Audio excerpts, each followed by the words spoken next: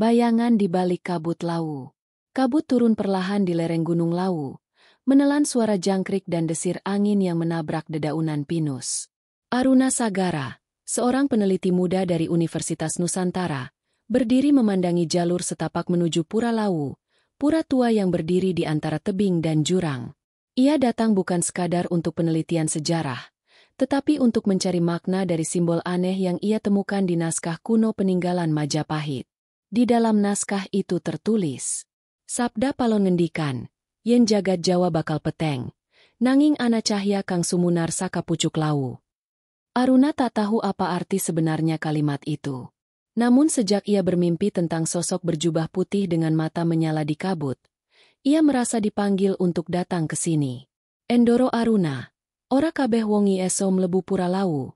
Suara seorang lelaki tua memecah lamunannya.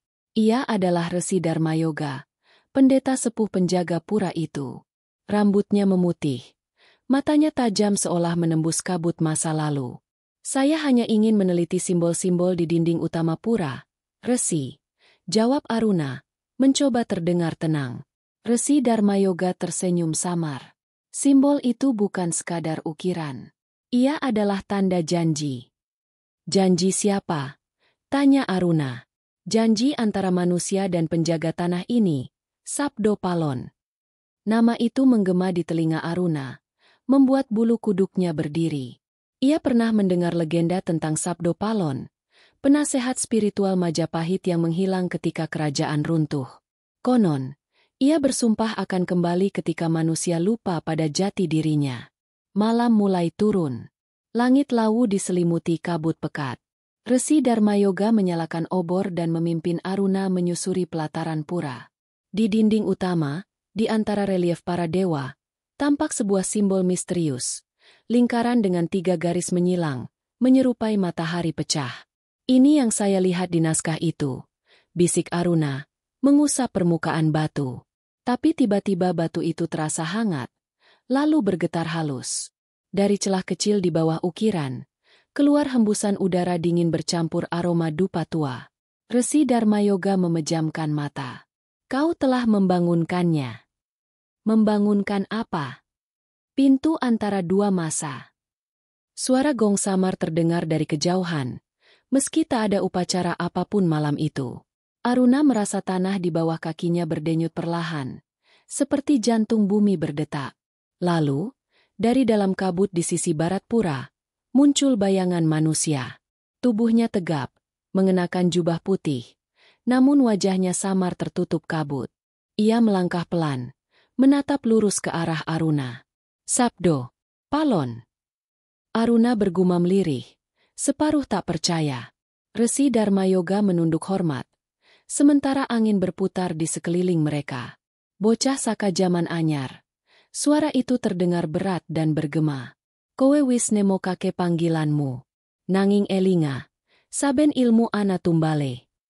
Kabut semakin pekat, menelan bayangan itu hingga lenyap. Obor Resi Darmayoga bergetar, lalu padam sendiri, meninggalkan mereka dalam gelap yang mencekam. Aruna terdiam, napasnya memburu. Dalam kegelapan, simbol di batu itu perlahan menyala merah, membentuk pola cahaya yang menjalar ke tanah seperti akar api. Mulai malam ini, suara resi bergetar pelan. Lawu ora mung gunung, lawu wis dadi gerbang. Dan di kejauhan, di balik kabut yang menggulung lembah, terdengar gemuruh seperti ribuan suara berdoa dalam bahasa yang telah lama dilupakan manusia. Simbol di Pura Lawu, panggilan sang penjaga. Kabut Gunung Lawu belum juga sirna ketika fajar datang. Sisa embun menempel di rambut Aruna Sagara, yang duduk di pelataran Pura Lawu dengan tubuh menggigil.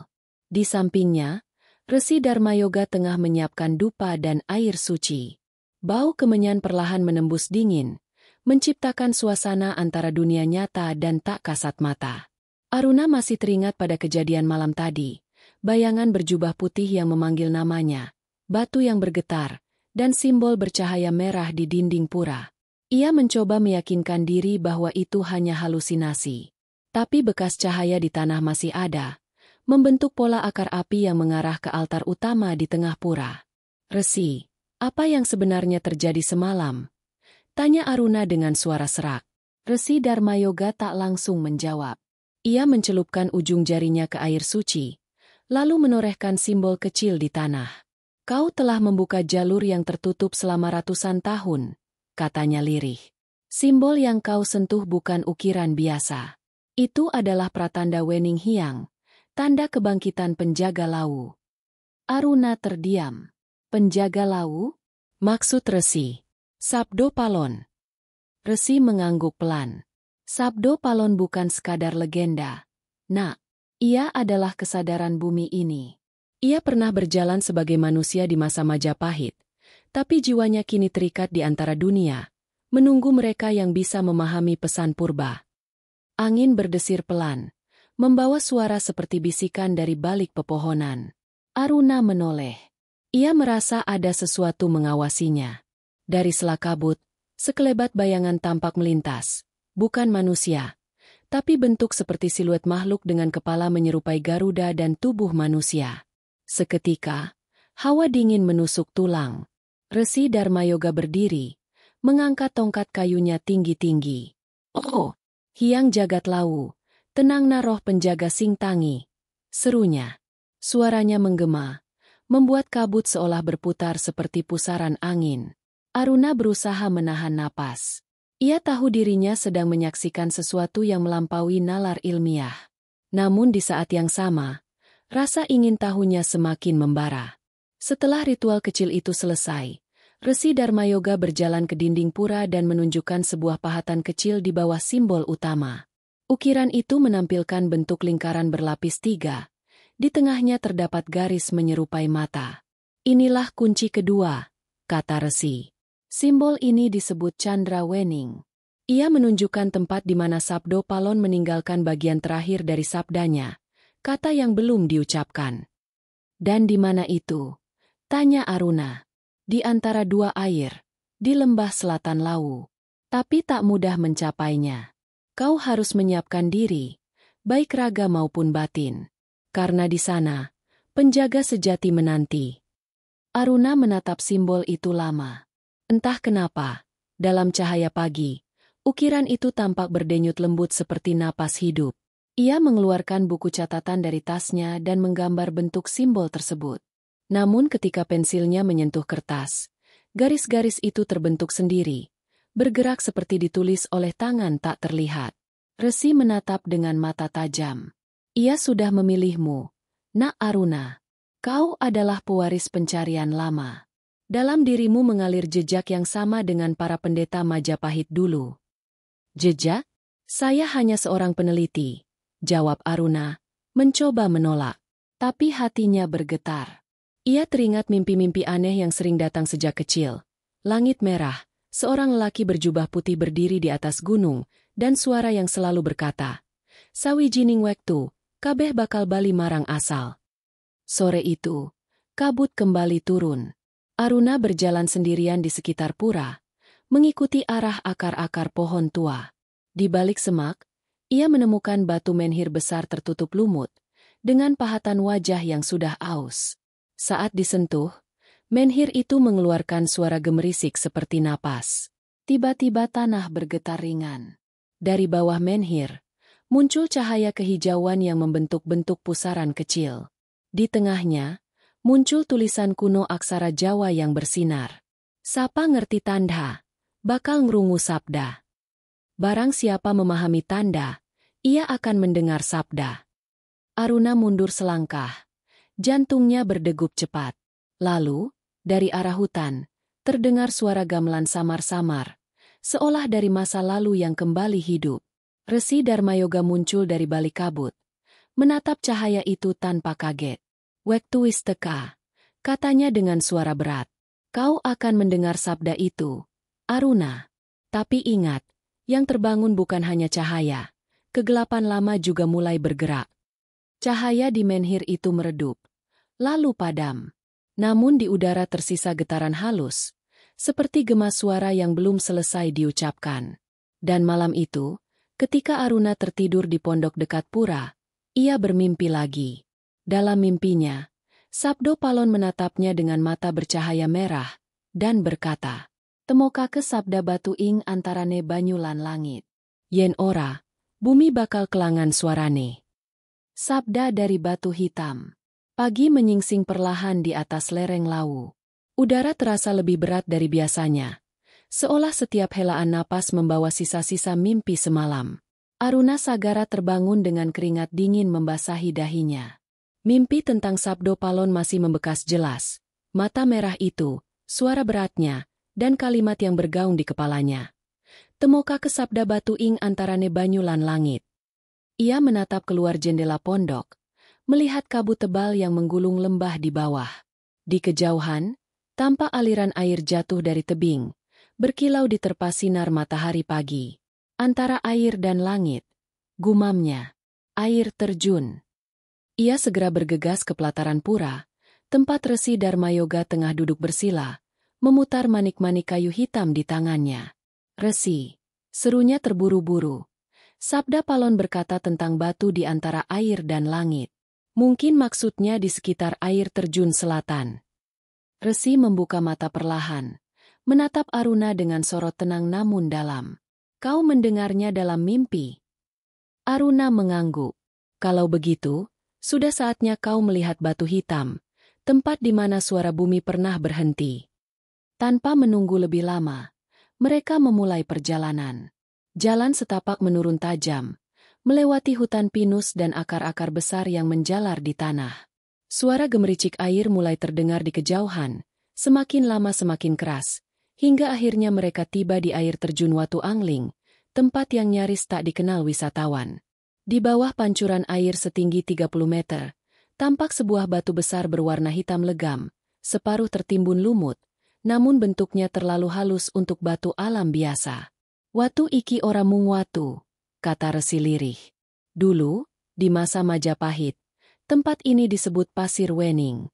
Disinilah Sabdo Palon melarungkan jiwanya sebelum lenyap dari dunia manusia. Aruna melangkah mendekat. Ia menyentuh permukaan batu itu, dan segera tubuhnya bergetar. Batu itu dingin, tapi ada denyut samar seperti jantung yang berdetak dari dalamnya. Dalam sekejap, pandangannya kabur, dan ia merasa terhisap ke dalam pusaran cahaya. Tiba-tiba ia berdiri di tengah pemandangan masa lampau, hutan Lawu yang lebat, langit merah senja, dan di hadapannya berdiri sosok berjubah putih, Sabdo Palon. Di sekelilingnya, para cantrik Majapahit menunduk khidmat. Jagat iki bakal ngalami lali, nanging yen wektu wis wayahe, ana sing bakal ngrungu suaraku maneh. Suara Sabdo Palon menggema. Sabdaku disimpen ing watu iki, nganti sing pantes teka kanggo ngrasakake. Cahaya di sekeliling redup. Sosok Sabdo Palon menatap Aruna lurus-lurus. Kowe sing dak pilih. Amarga getihmu nyambung karo sing tau ngawula marang Majapahit. Nanging elinga, yen suara iki tangi, kekuatan liya uga bakal nyusul. Aruna tersentak, dan mendapati dirinya kembali di bawah air terjun. Napasnya terengah, tubuhnya gemetar. Resi Dharma Yoga menatapnya dengan wajah khawatir. Kau melihatnya, bukan? Aruna mengangguk pelan. Aku mendengar suaranya. Resi menarik napas dalam. Kau telah membuka sabda batu. Sekarang penjaga-penjaga lama akan tahu bahwa garis itu hidup kembali. Akan ada yang melindungi, tapi juga yang mencoba menghentikanmu. Tiba-tiba, angin berhembus kencang dari arah hutan. Suara lolongan panjang terdengar, bukan dari binatang biasa. Kabut di sekitar air terjun bergerak liar, membentuk siluet makhluk besar bersayap, tubuhnya hitam, matanya berkilat merah. Itu, bisik Aruna ketakutan. Dandang Wesi, jawab Resi cepat, penjaga kegelapan Lawu. Ia bangkit ketika sabda dibuka, karena ia terikat untuk menyeimbangkan cahaya dan gelap. Makhluk itu melayang di atas air, mengeluarkan suara bergemuruh. Tanah di bawah kaki mereka bergetar hebat. Resi segera menggambar simbol di udara dengan tongkat kayunya, membentuk lingkaran bercahaya. Cepat, Aruna, taruh tanganmu di batu itu, dan ucapkan dalam hatimu, Wening Hyang Sabdo. Aruna menuruti instruksi itu. Begitu ia meletakkan telapak tangannya di batu hitam, cahaya biru keluar dari dalam batu, memancar ke langit, membelah kabut seperti kilatan petir. Dandang Wesi meraung keras, lalu lenyap dalam pusaran angin. Tingi. Hanya suara air terjun yang tersisa. Aruna terjatuh berlutut, lemas, namun matanya terpaku pada batu yang kini berubah. Di permukaannya terukir jelas aksara Jawa kuno, membentuk kalimat. Suara iki dadi tanda kawitan. Suara ini adalah tanda permulaan. Resi Dharmayoga menatap tulisan itu lama, lalu berkata dengan nada berat. Sabda pertama telah dibangkitkan. Dua lagi masih tersembunyi, di bumi dan di langit. Ketiganya jika bersatu, akan membuka rahasia terakhir Lawu. Aruna menatap batu itu. Hatinya diliputi campuran kagum dan takut. Ia sadar kini bukan lagi sekadar peneliti. Ia telah menjadi bagian dari kisah yang belum berakhir. Dan ketika mereka beranjak meninggalkan air terjun, dari puncak pohon pinus di kejauhan, sepasang mata merah kembali menyala. Suara berat bergema samar. Yen suara wistangi, keseimbangan kudu direwangi. Kabut menutup kembali lembah Lawu. Tapi gema sabda itu, sabda dari batu hitam, terus bergetar di udara, seakan bumi sedang mengingat sesuatu yang telah lama dilupakannya. Jejak Majapahit yang hilang. Langit di atas Lawu berwarna tembaga sore itu, seperti menandai sesuatu yang lama sedang bangkit dari tidur panjangnya. Aruna Sagara menatap lembah di bawah sambil menggenggam buku catatannya erat. Di dalam buku itu kini tergambar 3 simbol. Pratanda Wening Hyang, Chandra Wening, dan Sabda Batu. Ia tahu, ini bukan sekadar catatan ilmiah. Ini peta menuju sesuatu yang lebih besar. Sejak membuka sabda dari batu hitam, Aruna merasa ada yang berubah dalam dirinya. Setiap malam, suara samar dari masa lalu memanggilnya dengan bahasa kuno, sementara bayangan Majapahit berkelebat dalam mimpi-mimpinya. Ia melihat istana besar dari batu merah, pasukan berkuda, dan seorang pria berjubah putih berdiri di tangga istana, menatap ke arah barat dengan mata bercahaya. Kini, bersama Resi Dharmayoga, Aruna melanjutkan perjalanan ke arah barat daya Lawu, menuju tempat yang disebut penduduk lokal sebagai Sendang Derajat, sebuah sumber air yang konon dahulu menjadi tempat bersemayam para resi Majapahit yang hilang setelah keruntuhan kerajaan. Resi, kata Aruna sambil meniti batu-batu licin di tepi sungai kecil. Apakah benar Sabdo Palon memiliki murid yang meneruskan ajarannya setelah Majapahit runtuh? Resi menjawab pelan. Ya, mereka disebut Sang Lelana Wening. Mereka berpencar ke gunung-gunung, membawa bagian dari sabda yang terpisah. Jika benar kau telah membangkitkan sabda pertama, berarti garis itu terhubung kembali. Aruna terdiam. Hatinya berdebar, bukan karena takut, tapi karena beban besar yang ia rasakan tanpa tahu mengapa. Perjalanan mereka membawa ke sebuah gua kecil di tepi hutan bambu. Di atas pintunya terukir simbol matahari pecah, mirip dengan yang ada di dinding pura Lawu. Di dalamnya, udara dingin dan bau tanah lembab memenuhi ruang sempit. Cahaya obor menari di dinding, memperlihatkan deretan pahatan aneh, barisan wajah manusia yang menatap ke satu arah. Ini, seperti patung arwah, gumam Aruna. Benar, kata Resi. Mereka bukan sekadar pahatan. Mereka adalah para penjaga ingatan Majapahit, yang bersumpah menjaga rahasia Sabdo Palon hingga waktunya tiba. Di ujung gua terdapat altar batu kecil. Di atasnya tergeletak fragmen logam keemasan berbentuk segitiga, penuh ukiran halus aksara Jawa kuno. Aruna menyentuhnya, dan tiba-tiba pancaran cahaya biru muncul, menyelimuti seluruh ruangan.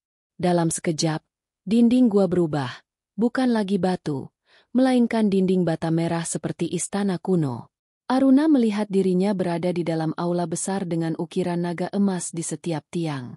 Di tengah aula berdiri seorang lelaki tinggi, memakai jubah merah darah dengan mahkota kecil di kepala.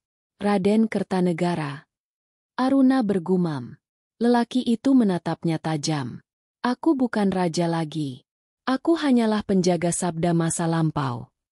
Di belakangnya muncul sosok Sabdo Palon. Majapahit ambruk bukan karena perang, suaranya bergema, tapi karena manusia lupa mendengar suara tanah. Sabdaku terpecah menjadi 3 agar dunia tidak terguncang. Kau telah membuka yang pertama. Sekarang, dengarlah yang kedua, Sabda leluhur. Cahaya menyilaukan meledak dari fragmen logam itu, dan Aruna mendengar suara ribuan orang menyanyikan kidung kuno. Suara itu bergabung menjadi satu kalimat. Sapa lali marang bumi, bakal ilang panguripane. Barang siapa melupakan bumi, akan kehilangan hidupnya. Aruna tersentak, lalu kembali sadar di dalam gua. Resi Dharmayoga memegangi bahunya kuat-kuat. Sabda kedua Wistangi, katanya. Dan kini, yang tertidur pun ikut bergeser. Tiba-tiba tanah di bawah mereka bergetar hebat. Dari retakan batu, muncul asap hitam yang melingkar membentuk wajah menyeramkan. Wajah batu yang sama seperti di dinding tadi, kini hidup dan bergerak. Penjaga kuno itu, desis Aruna. Wajah batu itu mengeluarkan suara bergemuruh. Kenapa kalian bangunkan aku? Dunia belum siap mendengar kembali. Resi segera melantunkan mantra kuno. Suaranya berat namun bergetar. Aruna, dengan sisa tenaga, menempelkan fragmen logam ke dinding batu. Cahaya keemasan keluar dan menelan bayangan hitam itu hingga lenyap, menyisakan keheningan mencekam. Setelah semuanya tenang, Aruna melihat sesuatu di dinding, peta ukiran yang baru muncul. Di tengahnya tergambar simbol matahari dan 3 titik cahaya yang dihubungkan garis berliku. 1 titik berada di Lawu, 1 di sendang derajat tempat mereka berdiri, dan 1 lagi di arah timur laut, bertuliskan Astagina, Gapura Langit. Resi, itu lokasi ketiga. Ya, jawab Resi pelan. Disitulah sabda langit tersembunyi. Tapi jalannya tak lagi manusiawi. Hanya mereka yang telah menyatu dengan sabda bumi yang bisa mendekatinya. Aruna menatap simbol itu. Hatinya bergemuruh. Ia tahu, apapun yang menunggu di Astagina bukan sekadar peninggalan sejarah. Majapahit tidak benar-benar lenyap, katanya pelan. Ia bersembunyi dalam sabda. Resi tersenyum samar. Dan mungkin, Aruna, kau adalah orang pertama dalam ratusan tahun yang berani mendengarnya lagi. Dari luar gua, suara guntur tiba-tiba menggelegar, meski langit masih terang. Angin berputar membawa aroma dupa terbakar. Dalam desirnya, terdengar bisikan halus, nyaris tak terdengar, namun cukup jelas untuk membuat Aruna menggigil. Yen sabda bumi Wistangi, sabda langit kudu ditimbali. Lawu bergemuruh perlahan, seakan mengangguk pada janji kuno yang baru saja dihidupkan kembali. Ritual penyingkapan rahasia. Langit di atas Lawu mulai gelap. Meski matahari baru saja condong ke barat, awan hitam menggumpal seperti pusaran raksasa, seolah menyimpan sesuatu yang menunggu untuk lahir. Aruna Sagara berdiri di tepi jurang kecil, menatap arah timur laut. Di sanalah letak Astagina, tempat yang disebut dalam ukiran kuno di Gua Sendang Derajat. Di sanalah konon sabda langit disembunyikan, sabda terakhir yang menyatukan seluruh kekuatan Lawu. Di sampingnya, Resi Dharmayoga menyiapkan perlengkapan ritual, dupa dari akar cendana, kendi berisi air suci dari sendang derajat, dan sebilah keris tua berukir naga emas. Ia menatap Aruna dengan mata yang seolah menembus masa depan. Perjalanan ini tidak seperti sebelumnya, katanya. Astagina bukan tempat yang bisa kau datangi hanya dengan kaki. Ia berdiri di antara dunia manusia dan jagat halus. Aruna mengangguk pelan. Apa yang harus saya lakukan? Resi menjawab, kau harus menjalani ritual penyingkapan rahasia. Hanya dengan itu kau bisa membuka gerbang Astagina. Tapi ritual itu berisiko besar. Jika hatimu tak seimbang, kau akan tersesat di dunia gaib tanpa jalan kembali. Mereka tiba di pelataran Pura Cetha, pura tua di sisi timur Lawu, tempat yang dipercaya menjadi pintu langit. Udara di sana terasa berat. Sunyi, bahkan suara burung pun menghilang. Dinding-dinding pura penuh pahatan naga, bidadari, dan matahari bersayap. Di tengah pelataran, sebuah batu besar berbentuk lonjong berdiri tegak. Di atasnya terdapat lubang kecil berbentuk segitiga, bentuk yang sama dengan fragmen logam yang dibawa Aruna. Resi berkata pelan, letakkan fragmen itu di sini, dan mulai ucapkan sabda bumi yang kau dengar di batu hitam. Aruna menelan ludah. Kemudian menaruh fragmen emas itu ke lubang batu. Begitu logam menyentuh permukaan, tanah di sekeliling pura mulai bergetar. Langit memekik, dan dari lubang itu memancar cahaya keemasan yang membentuk pusaran besar di udara. Sekarang, teriak Resi di tengah gemuruh. Tutup matamu, dan bayangkan cahaya yang kau lihat di dalam gua. Panggil sabda leluhur, dan biarkan ia menyatu dengan napasmu. Aruna memejamkan mata. Dalam kegelapan pikirannya, ia mendengar suara-suara, ratusan, mungkin ribuan, melantunkan kidung Majapahit. Ia melihat kembali wajah-wajah para leluhur di dinding gua, melihat Sabdo Palon berdiri di antara mereka, tersenyum samar. Wening Hyang Sabdo, Wening Hyang Sabdo, bisiknya. Tiba-tiba tubuhnya terangkat, melayang di udara. Cahaya keemasan menelan seluruh pura, dan Aruna merasa dirinya terlempar jauh, melewati kabut, awan, lalu mendarat di sebuah dataran tinggi bercahaya biru. Di sana, tak ada batas antara langit dan bumi. Semuanya bergetar seperti pantulan cahaya di air. Di tengah dataran itu berdiri gapura batu raksasa, Gapura Astagina. Di atasnya terukir 3 simbol yang kini telah dikenalinya. Wening Hyang, Chandra Wening, dan Sabda Batu.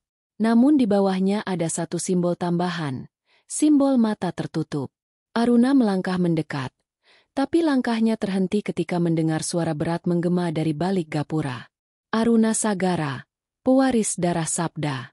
Kenapa kau membangunkanku? Dari balik kabut muncul sosok berjubah putih, Sabdo Palon. Namun kali ini wajahnya tak teduh seperti dalam mimpi. Sorot matanya menyala seperti bara api. Jagat manusia telah kehilangan keseimbangannya. Lanjutnya, kau datang membawa cahaya, tapi setiap cahaya memanggil bayangannya sendiri. Aruna menunduk. Suaranya gemetar. Aku hanya ingin memahami pesanmu, Sabdo Palon. Dunia kini tak lagi mendengar bumi. Aku ingin membuka sabda langit agar keseimbangan kembali. Sabdo Palon mendekat, hingga jarak mereka hanya sejengkal. Kalau begitu, kau harus melewati ritual penyingkapan rahasia. 3 ujian menantimu, ujian tubuh, pikiran, dan jiwa. Jika satu saja gagal, kau akan menjadi bagian dari kabut lawu selamanya. Kabut di sekeliling berputar cepat. Aruna melihat 3 cahaya muncul di hadapannya. Merah, biru, dan putih. Langkah pertama, kata suara Sabdo Palon, adalah melupakan dirimu. Aruna merasakan cahaya merah menembus tubuhnya. Ia melihat bayangan masa lalunya. Dirinya kecil, berlari di sawah bersama ayahnya, lalu kehilangan semua ketika bencana datang. Ia ingin menjerit, tapi suaranya hilang. Ia melihat ayahnya menatapnya dari kejauhan, lalu mengucap pelan, "Anakku, jagalah bumi seperti menjaga ibumu." Air mata mengalir tanpa ia sadari. Cahaya merah berubah menjadi biru. Langkah kedua, suara Sabdo Palon bergetar, adalah mendengar suara bumi. Aruna menunduk, dan tanah di bawahnya memunculkan wajah-wajah. Para petani, nelayan, anak-anak, dan pepohonan yang kering. Mereka semua bersuara serempak. "Lindungi kami." Ia menutup mata, lalu meletakkan tangannya ke tanah cahaya itu. "Wening Hyang Sabdo," bisiknya lagi. Langkah terakhir, cahaya putih menyelimuti tubuhnya. Suara Sabdo Palon berubah lembut. Dan langkah ketiga adalah menyerahkan kehendakmu pada jagat. Cahaya semakin terang. Tubuh Aruna terasa ringan, seperti menyatu dengan angin. Lalu, dalam sekejap, semuanya lenyap. Ketika ia membuka mata, ia kembali di pelataran Pura Cetha, terbaring lemas. Resi Dharma Yoga berjongkok di sampingnya. Wajahnya pucat. "Kau berhasil," katanya pelan. "Gerbang Astagina telah terbuka. Kau telah melihat apa yang tak lagi dimiliki manusia." Di langit, di atas puncak lawu, muncul kilatan cahaya berbentuk lingkaran emas. Dari arah timur, terdengar suara seperti petir yang berubah menjadi kidung. Resi menatap langit lama-lama, lalu berbisik lirih. Sabda langit telah bergetar. Dan dengan itu, masa perhitungan telah dimulai. Angin berhembus kencang, membawa aroma dupa dan tanah basah. Di kejauhan, bayangan hitam berkelebat menuruni lereng Lawu, bayangan yang bukan manusia. Dunia baru mulai berubah, dan Aruna kini menjadi pusat pusaran itu. Gerbang antara dua dunia. Malam itu, langit di atas Lawu seakan kehilangan batas. Bintang-bintang berpendar aneh, membentuk lingkaran seperti pusaran mata. Aruna Sagara duduk di pelataran Pura Cetha, menatap cahaya keemasan di puncak gunung yang masih berdenyut sejak ritual sore tadi. Udara di sekitarnya berat, dan setiap embusan angin membawa gema samar dari dunia lain, suara gamelan, kidung, dan jerit tangis yang menyatu dalam satu harmoni asing. Resi Dharma Yoga berdiri tak jauh darinya, memandangi langit dengan wajah tegang. Tongkat kayu di tangannya bergetar ringan, seolah ikut merasakan getaran tak kasat mata. Gerbang Astagina benar-benar terbuka, katanya pelan. Namun bukan hanya cahaya yang keluar, Aruna. Dunia gaib kini telah bersinggungan dengan dunia manusia. Keseimbangan terguncang. Aruna menatapnya dengan wajah lelah namun tegas. Aku merasa ada sesuatu yang memanggilku dari balik cahaya itu. Resi. Suara Sabdo Palon masih terdengar di pikiranku. Ia berkata gerbang itu belum sepenuhnya terbuka. Resi menunduk, menarik napas panjang. Itu artinya kau telah melampaui batas manusia biasa. Tapi ingat, semakin jauh kau melangkah, semakin tipis batas antara nyata dan gaib. Jika hatimu goyah, kau bisa terserap ke dalam alam seberang. Suara petir mendadak menggema dari arah timur. Dari puncak Lawu, cahaya keemasan itu meledak seperti matahari kecil, menembakkan semburat cahaya yang membelah langit. Dalam sekejap, kabut tebal menyelimuti pura. Udara menjadi dingin menusuk tulang. Aruna menatap ke arah puncak. Di sana tampak bayangan besar bergerak di balik kabut. Resi, kau melihatnya? Resi hanya mengangguk pelan. Itulah penjaga gerbang.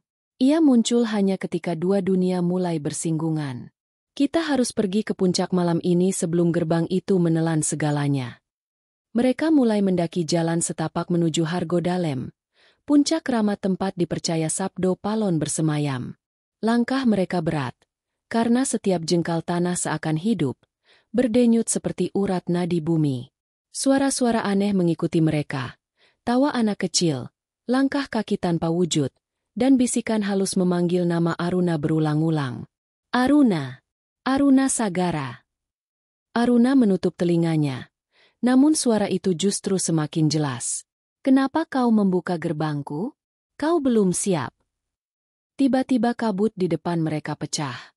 Dari dalamnya muncul sosok tinggi berjubah hitam, tanpa wajah, hanya dua mata merah membara. Makhluk itu melangkah perlahan, menghalangi jalan mereka. Resi Dharma Yoga berdiri di depan Aruna, mengangkat tongkatnya tinggi. Kau bukan bagian dari sabda. Kembalilah ke dalam kegelapan. Makhluk itu tertawa lirih. Suaranya seperti logam bergesekan. Aku adalah bayangan dari cahaya yang kalian bangkitkan. Kalian memanggil Sabdo, maka aku pun bangkit. Palung Sukma, penjaga sisi gelap Lawu. Aruna menggigil. Apa maksudmu? Makhluk itu menatapnya lurus. Sabdo Palon dan aku adalah dua sisi satu jiwa. Ia membawa sabda bumi, aku membawa sabda bayang. Jika satu bangkit, yang lain harus ikut. Dan kini keseimbangan mulai pudar. Tanah di bawah mereka bergetar. Batu-batu bergulir ke jurang. Resi cepat menggambar simbol di udara, membentuk lingkaran cahaya untuk melindungi mereka. Aruna, serunya, kau harus menutup celah antara dunia ini dan dunia bayangan. Ingat sabda langit yang kau dengar. Aruna memejamkan mata. Dalam pikirannya, ia kembali mendengar suara Sabdo Palon dari ritual. Langit tanpa bumi hanyalah kehampaan. Bumi tanpa langit hanyalah kegelapan. Satukan keduanya dalam sabda. Ia menangkupkan kedua tangannya, lalu melafalkan mantra dengan lirih.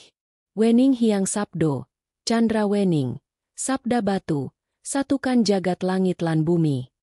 Cahaya keluar dari tubuhnya, menyilaukan mata. Makhluk hitam itu meraung keras. lalu perlahan terbelah dua oleh pancaran cahaya. Dari retakan tubuhnya muncul sinar biru lembut yang melayang ke langit, seolah kembali ke tempat asalnya. Setelah semuanya tenang, Aruna terjatuh lemas di tanah. Resi Dharma Yoga mendekat, memegang bahunya. Kau baru saja mengunci separuh gerbang, tapi separuh lainnya masih terbuka di Astagina. Kita harus segera ke sana sebelum malam berganti. Aruna membuka matanya perlahan. Di langit, lingkaran cahaya keemasan mulai berubah warna, kini menjadi ungu kehitaman, berdenyut seperti jantung raksasa. Gerbang itu tidak hanya membuka jalur roh, katanya lirih. Ia membuka waktu. Aku melihat bayangan masa Majapahit di dalamnya. Resi menatapnya tajam. Kalau begitu, yang akan kita hadapi bukan hanya roh. Masa lalu dan masa kini mulai menyatu. Jika dibiarkan, garis waktu akan pecah, dan dunia bisa kembali ke zaman ketika Sabdo Palon pertama kali mengucap sabdanya. Petir kembali menyambar puncak Lawu. Dalam cahaya kilat itu, Aruna melihat bayangan istana megah berdiri di balik kabut. Istana Majapahit, muncul samar di antara dua dunia. Suara gong menggema dari dalamnya. Resi, itu Majapahit. Resi menjawab pelan. Itu bukan Majapahit yang kita kenal. Itu bayangan kerajaan yang tersisa di jagat halus. Dunia di mana Sabdo Palon menunggu akhir sabdanya. Aruna menatapnya lama. Napasnya tercekat. Ia tahu langkah berikutnya bukan sekadar perjalanan fisik, tapi perjalanan jiwa, melewati gerbang yang memisahkan dunia manusia dan dunia roh. Kalau begitu, katanya mantap, aku akan menyeberang. Resi menatapnya, antara bangga dan khawatir. Ingat, Aruna, di balik gerbang itu, tidak ada waktu, tidak ada kematian, dan tidak ada kepastian kembali. Aruna menatap cahaya ungu yang bergolak di langit, lalu melangkah maju. Setiap langkahnya membuat kabut bergetar. Begitu ia mendekat, suara gamelan dari dunia lain semakin keras, berubah menjadi gemuruh yang memekakkan telinga. Lalu, dengan satu langkah terakhir, Aruna Sagara menembus gerbang Astagina. Cahaya menyilaukan menelan tubuhnya sepenuhnya. Dunia di sekitarnya hening, sementara Resi Dharma Yoga hanya bisa menatap dari kejauhan. Matanya berkilat sedih namun penuh harapan. Semoga kau menemukan sabda terakhir, anak muda, katanya pelan. Karena di balik gerbang itu, sejarah sedang menunggu untuk dihidupkan kembali. Langit Lawu memekik. Kabut berputar membentuk lingkaran raksasa. Dunia bergeser, dan dua alam mulai bertemu dalam harmoni yang menakutkan. Kutukan penjaga pusaka. Begitu cahaya gerbang Astagina menelan tubuhnya, Aruna Sagara merasakan tubuhnya melayang tanpa arah. Tidak ada tanah, tidak ada langit, hanya pusaran cahaya berlapis-lapis yang berputar di sekelilingnya seperti air bah waktu. Dalam pusaran itu, suara-suara masa lalu terdengar jelas. Denting gamelan, kidung Majapahit, jerit perang, dan doa yang patah di tengah pertempuran. Ketika ia akhirnya terjatuh, dunia di sekelilingnya berubah sepenuhnya. Ia berdiri di atas tanah berpasir keemasan, dengan langit berwarna tembaga dan matahari yang tak pernah bergerak. Di kejauhan berdiri keraton besar berlapis 7 gerbang, menjulang di antara kabut cahaya dan bayangan. Suara genta terdengar dari arah istana itu, pelan tapi menusuk hati. Aruna melangkah pelan, dan baru menyadari bahwa tubuhnya kini berpakaian berbeda. Ia mengenakan jubah putih dengan sulaman aksara Jawa kuno yang menyala lembut setiap kali ia bernapas. Di dada kirinya, terdapat simbol yang pernah ia lihat di Pura Lawu, Chandra Wening, mata di tengah lingkaran 3 lapis. Tanda ikuis dadi bagian saka awakmu. Terdengar suara halus dari belakang. Aruna menoleh. Sosok tua berjanggut panjang berdiri di bawah pohon waringin, mengenakan busana seperti pendeta Majapahit. Matanya memancarkan cahaya redup, tapi dalam tatapan itu tersimpan ribuan tahun kebijaksanaan dan kesedihan. Apakah Anda Sabdo Palon? Tanya Aruna, menahan getaran di dadanya. Sosok itu tersenyum samar. Aku adalah bayangan dari dirinya. Bukan seluruhnya. Di sini, aku hanyalah sabda tanpa suara, bagian dari kesadarannya yang terjebak di antara waktu. Sabdo sejati berada di dalam inti pusaka di istana itu. Ia menunjuk ke arah keraton raksasa di kejauhan. Tapi tak mudah mencapainya. Sejak gerbang ditutup oleh para leluhur, tempat itu dijaga oleh kutukan pusaka Lawu, makhluk-makhluk yang terlahir dari sisa sabda yang tak tersampaikan. Angin bertiup pelan, membawa aroma logam dan dupa yang samar. Aruna merasakan hawa berat menekan dadanya. Seperti seluruh dunia sedang mengawasinya. Bagaimana aku bisa melewati kutukan itu? Tanyanya. Sang pendeta menatapnya dalam. Dengan mengingat siapa dirimu sebelum kau lahir. Karena kau bukan orang pertama yang mencari sabda ini. Dalam darahmu mengalir jejak MPU Jayanegara, penulis terakhir kitab Sabda Wening. Dialah yang mengurung sisa kesadaran Sabdo Palon di pusaka batu agar dunia manusia tidak terbelah. Aruna terdiam. Ia tak pernah tahu garis keturunannya. Tapi mendengar nama itu membuat jantungnya berdegup keras. MPU Jayanegara. Itu nama yang pernah muncul dalam mimpi-mimpiku, katanya pelan. Sang pendeta mengangguk. Karena jiwanya bersemayam di dalammu. Kau adalah wadah dari sabda yang belum selesai. Jika kau gagal, sabda itu akan hancur, dan seluruh keseimbangan bumi ikut lenyap. Tiba-tiba, dari kejauhan, suara trompet kuno menggema. Tanah bergetar. Langit tembaga berubah menjadi merah gelap. Dari balik kabut, muncul makhluk raksasa bertubuh batu. Matanya menyala biru, memegang tombak panjang dari api hitam. Dia penjaga pertama, Wisesa Dahana, roh yang terlahir dari api sumpah Majapahit. Ia menjaga pintu menuju pusaka. Makhluk itu mengaum. Suaranya seperti ribuan guntur. Aruna terpaku.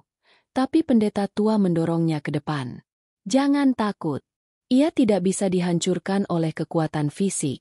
Gunakan sabda di dalam dadamu. Aruna menatap simbol bercahaya di dadanya. Lalu memejamkan mata. Ia mencoba mengingat semua suara yang pernah didengarnya sejak awal perjalanan. Doa Resi Dharma Yoga, gema batu hitam, dan suara Sabdo Palon sendiri. Dari kedalaman batinnya, muncul getaran lembut seperti nyanyian. Sangkan Paraning Dumadi, Kauruh Saka Rasa. Ketika ia melantunkan itu, cahaya keluar dari tubuhnya, membentuk lingkaran yang melingkupi makhluk batu itu. Raksasa itu meraung, tubuhnya retak, dan dari retakan itu muncul bayangan seorang prajurit Majapahit yang menangis, menunduk hormat. Aku bebas, katanya sebelum menghilang menjadi debu cahaya. Tanah kembali tenang. Aruna terengah-engah, tapi pandangan sang pendeta penuh kebanggaan. Kau telah menembus kutukan pertama. Masih ada dua lagi, bayangan Wening dan suara sunyi. Jika kau sanggup menaklukkan keduanya, maka pusaka itu akan menampakkan diri. Mereka melanjutkan perjalanan melewati lembah-lembah penuh kabut. Di sepanjang jalan, Aruna melihat bayangan masa lalu. Barisan prajurit Majapahit berbaris tanpa suara, wanita-wanita membawa sesaji bunga, dan anak-anak berlarian di antara runtuhan candi yang terapung di udara. Semua itu tanpa hidup, tapi tak memiliki jiwa. Ini, dunia kenangan, gumam Aruna. Benar, jawab sang pendeta. Semua yang mati karena sabda yang tak tersampaikan hidup di sini. Mereka menunggu akhir kalimat yang tak pernah diucapkan Sabdo Palon. Saat mereka sampai di gerbang kedua, kabut menebal hingga tak bisa melihat ujung tangan. Dari dalam kabut, terdengar suara tangis, lirih tapi berulang. Tiba-tiba, dari bayangan muncul sosok perempuan berambut panjang, wajahnya pucat, matanya kosong. Bayangan Wening, bisik pendeta. Ia adalah roh sang permaisuri yang menolak kematian. Ia menjaga rahasia kata kedua Sabdo Palon, rasa. Perempuan itu menatap Aruna dan tersenyum pahit. Kau mencari sabda? Tapi kau tak tahu rasa kehilangan yang menyertainya. Lalu, ia menjerit keras, dan kabut berubah menjadi laut air mata. Aruna hampir terseret, namun ia menggenggam simbol di dadanya dan berteriak. Aku tahu rasa itu. Aku kehilangan dunia yang kupercaya, tapi aku tak akan lari. Cahaya putih keluar dari dadanya, membentuk sayap kecil yang menenangkan lautan air mata. Bayangan perempuan itu memudar, lalu berbisik lembut. Rasa telah diterima, lanjutkanlah. Setelah itu, kabut terpecah, menampakkan jalan menuju gerbang terakhir, pusaka sabda batu. Namun sebelum melangkah, pendeta tua itu berhenti. Wajahnya tampak murung.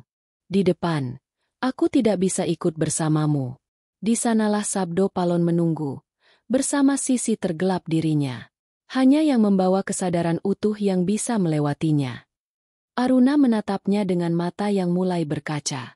Kalau begitu, terima kasih atas segalanya. Pendeta itu tersenyum. Ingat, sabda bukan untuk dimiliki, tapi untuk dihidupkan. Jadilah suara bagi bumi, Aruna Sagara. Langkah Aruna menembus cahaya keemasan menuju gerbang terakhir. Suara gamelan perlahan berganti dengan denting logam berat. Di depan, di atas altar batu hitam, tampak pusaka bercahaya biru, sabda batu lau. Dan dari balik sinar itu, terdengar dua suara beradu, satu lembut, satu keras. Sabdo Palon dan Palung Sukma. Aruna tahu, di sanalah akhir segalanya, dan mungkin juga awal yang baru. Sabda terakhir di Istana Waktu.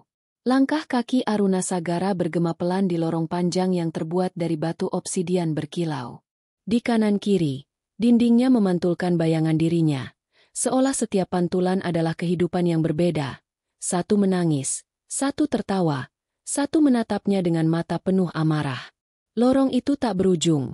Namun setiap langkah mendekatkannya pada sesuatu yang berdenyut di ujung kegelapan. Cahaya biru tua yang memancar dari sabda batu lau. Udara di tempat itu berat dan hidup. Setiap helaan napas terasa seperti menarik sejarah ribuan tahun ke dalam paru-parunya. Suara gamelan Majapahit terdengar samar dari kejauhan, namun iramanya tak wajar. Pelan, berat, dan menyakitkan, seperti detak jantung dunia yang terluka. Ketika Aruna sampai di ujung lorong, matanya terbelalak. Di hadapannya berdiri Istana Waktu.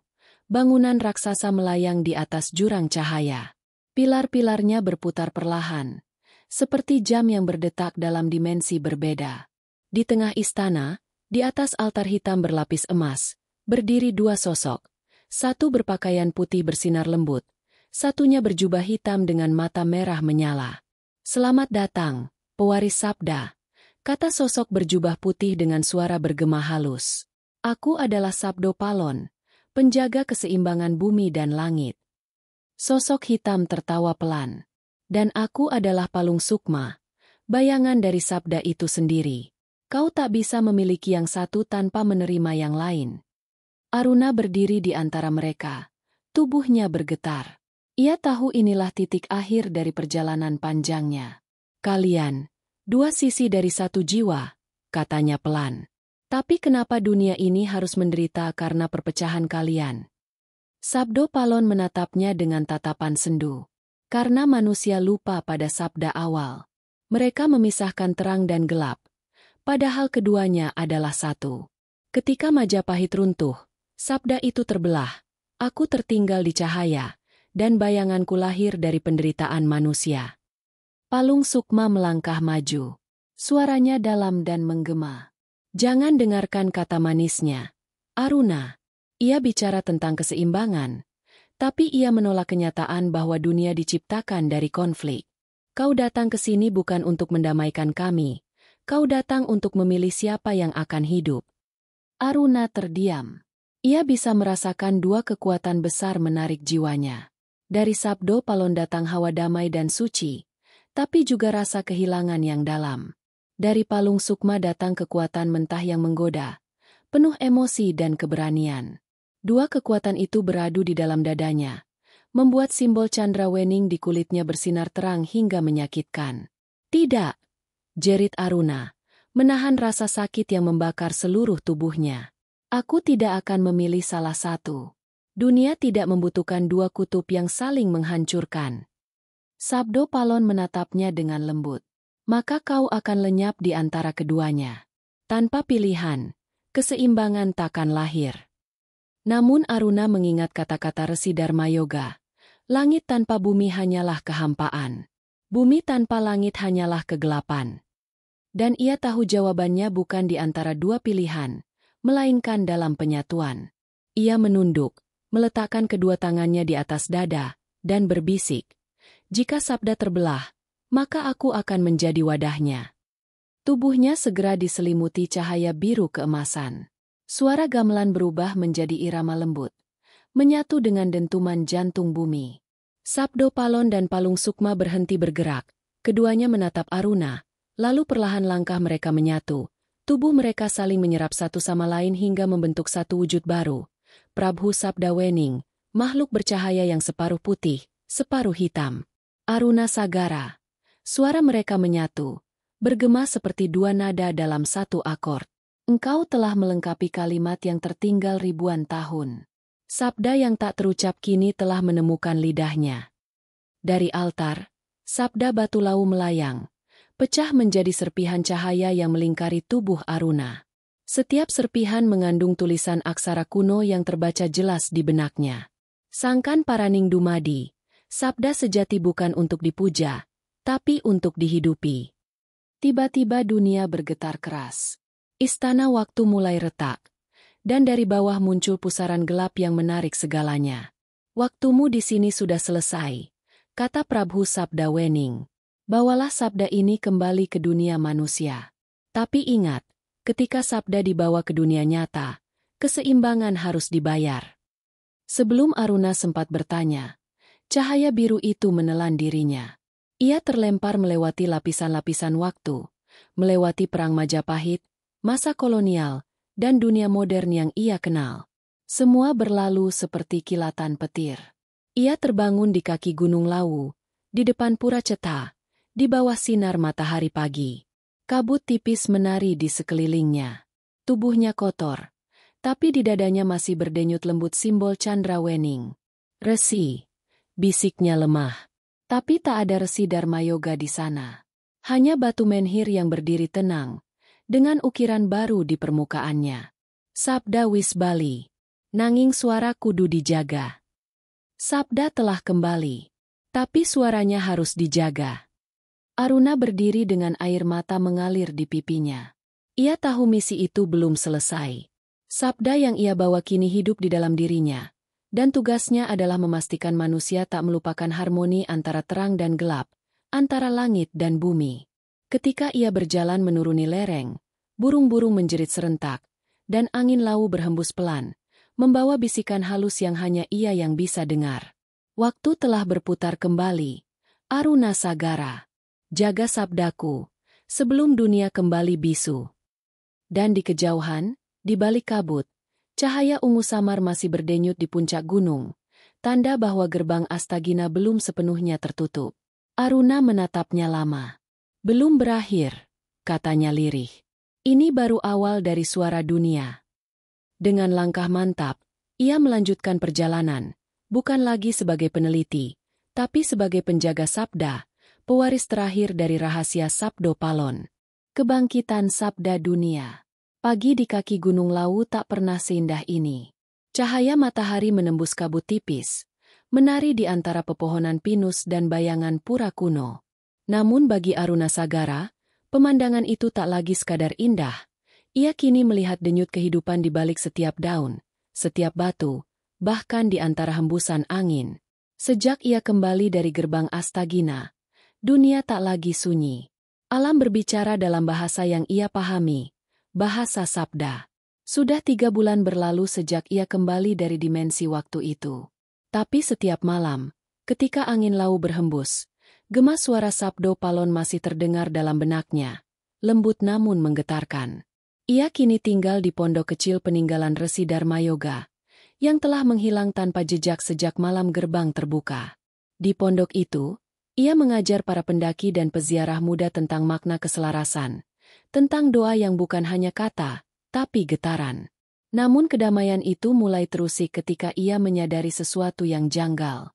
Batu-batu menhir di sekitar Pura Ceta mulai memancarkan cahaya ungu setiap tengah malam. Cahaya yang sama seperti ketika gerbang Astagina terbuka dulu. Awalnya Aruna mengira itu fenomena alam, tapi kemudian muncul tanda-tanda lain. Suara gamelan dari arah puncak, bayangan siluet berjubah di balik kabut, dan terutama simbol Chandrawending yang kembali menyala di dadanya tanpa sebab. Suatu malam, ia memutuskan untuk naik kembali ke puncak. Ia membawa tongkat peninggalan Resi Dharma Yoga dan kitab kecil yang berisi salinan Sabda Wening. Langit malam berwarna ungu gelap. Bulan memantulkan cahaya dingin di atas kabut yang berputar seperti pusaran waktu. Ketika sampai di pelataran pura, ia melihat sosok yang berdiri di altar utama. Sosok itu berpakaian hitam, dengan mata berkilat merah samar. Tapi kali ini bukan Palung Sukma. Wajahnya manusia. "Siapa kau?" tanya Aruna. Suaranya menggema dalam dingin. Sosok itu menoleh, tersenyum tenang. "Namaku Dr. Mahesa Wiradipa, peneliti arkeologi spiritual. Aku tahu siapa kau, Aruna Sagara. Dunia berpikir kau hilang 3 bulan lalu di Lawu. Tapi aku tahu kebenarannya.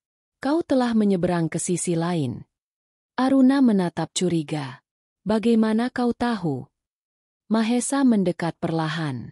"Karena aku juga mencarinya." Sabda Palon. Pusaka terakhir yang bisa membangkitkan kesadaran bumi.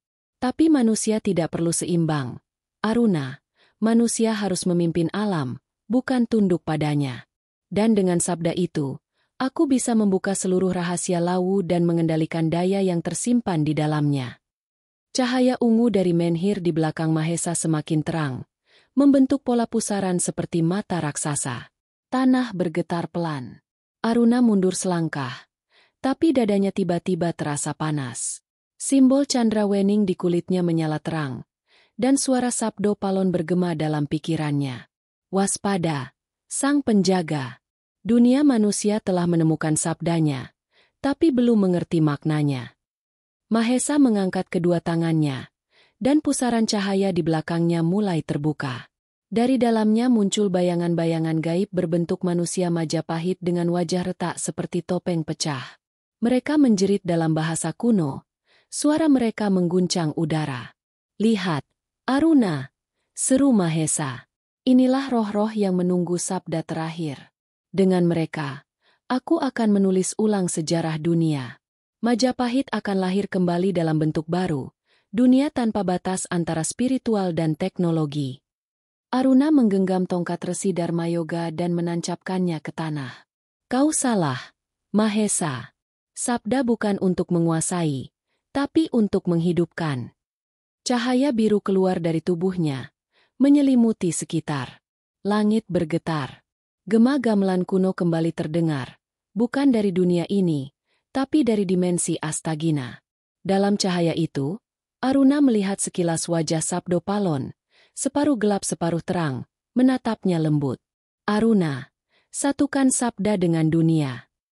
Dengan mantra kuno yang pernah ia pelajari, Aruna melantunkan sabda terakhir. "Wening Hyang Wisesa, sabda Tanhana Tunggal, satukan manungsalan jagat." Cahaya dari dadanya menyebar, menyentuh pusaran ungu di belakang Mahesa. Dalam sekejap, bayangan-bayangan Majapahit itu berhenti menjerit dan berubah menjadi partikel cahaya yang terbang ke langit. Tapi Mahesa menjerit kesakitan. Tubuhnya menyala merah, lalu terbakar perlahan seperti kertas yang disapu angin. Namun sebelum lenyap, ia berteriak, "Kau pikir kau menghentikanku, Aruna? Sabda itu tak bisa dimiliki satu orang saja. Dunia akan menemukannya lagi. Sabda adalah api, dan manusia adalah bahan bakarnya." Ledakan cahaya menelan seluruh pelataran. Ketika Aruna sadar, ia sudah terbaring di tanah. Pusaran ungu lenyap. Hanya tersisa batu menhir yang kini pecah dua. Tapi di langit, awan membentuk lingkaran besar yang berputar pelan. Angin Lawu berhembus membawa suara lirih, suara manusia, pohon, dan air yang berpadu dalam satu harmoni. Aruna berdiri, tubuhnya lemah namun matanya jernih. Ia tahu bahwa sabda kini telah menyebar. Ia bukan lagi satu-satunya penjaga. Dunia telah mendengar gema sabda itu, melalui manusia-manusia yang sadar, mereka yang menjaga alam, yang mengingat leluhur, yang menolak keserakahan zaman. Ia menatap ke langit dan berbisik, "Tugas ini belum berakhir." Tapi dunia sudah mulai belajar berbicara lagi. Dari kejauhan, Ia mendengar langkah-langkah menuju pura. Para pendaki, peziarah, dan warga desa yang tertarik pada cahaya semalam mulai mendekat. Mereka melihat Aruna berdiri di antara reruntuhan menhir, dikelilingi burung-burung yang beterbangan. "Pak, apa yang terjadi di sini?" tanya salah satu dari mereka. Aruna tersenyum tenang. "Gunung sedang berbicara. Dengarkan baik-baik." Semua terdiam.